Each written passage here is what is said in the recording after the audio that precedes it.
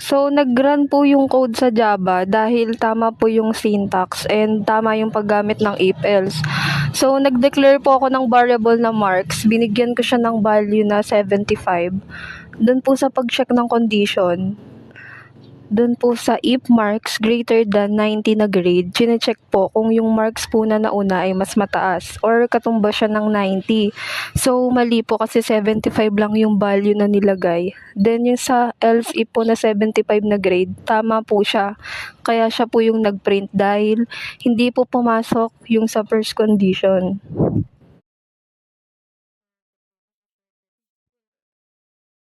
First, I imported scanner so the program can accept user input. Inside the main method, I created a scanner object named scan2data-info. The program asks the user to enter a number, then stores that number in the variable number using nextInt. So after that, I use an if-else statement to check the value.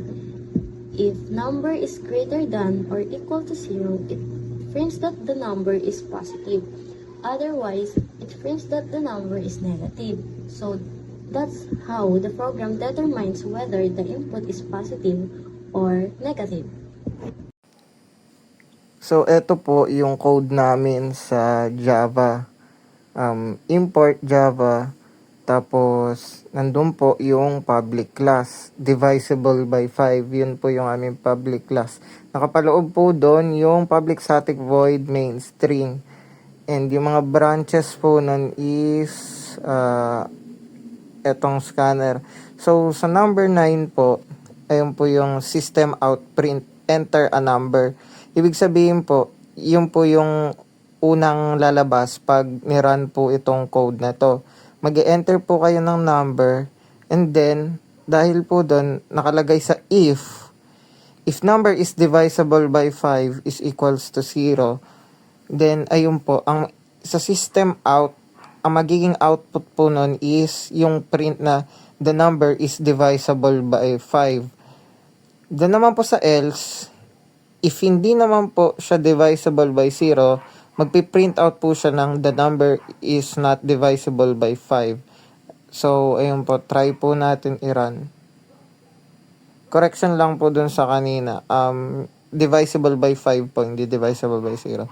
So, pag nag-enter po tayo dito ng number, ito po yung, kumbaga ito yung main natin, balik tayo. Yung ang una pong lalabas na output is enter a number.